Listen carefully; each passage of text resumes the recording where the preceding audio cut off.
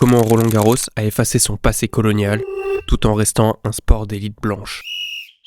Le stade porte le nom de Roland-Garros, aviateur et héros de guerre, mais ce qu'on oublie, c'est que Garros était aussi un fervent colonialiste. Il glorifiait l'Empire français, il se disait fier d'avoir servi la grandeur de la France dans ses colonies. Et pourtant, dans le récit officiel du tournoi, cette dimension est totalement gommée. On célèbre l'homme, on oublie l'idéologie. Ce n'est pas un détail, quand le stade a été inauguré en 1928, la France était en pleine apogée coloniale. Et choisir ce nom, c'est aussi envoyer un message, celui d'un empire dominateur, sûr de lui, qui voulait rayonner dans le sport comme dans le reste du monde. Un choix politique, pas neutre. Mais aujourd'hui encore, ce silence continue, pas un débat sur ce que ce nom incarne, et pendant ce temps, le tournoi se présente comme une vitrine de l'excellence française. Mais une excellence pour qui ? Le tennis français a longtemps été un sport d'élite blanche, longtemps inaccessible aux classes populaires, encore plus aux jeunes issus de l'immigration ou des outre-mer. Et quand des figures comme Yannick Noah, Gaël Monfils ou Jo-Wilfried Tsonga émergent, elles sont célébrées mais rarement intégrées dans un récit plus large, comme si elles étaient l'exception et non le reflet d'un pays. Aujourd'hui encore, les cours de Roland-Garros ne reflètent pas la diversité du pays et personne ne s'interroge sur ce paradoxe.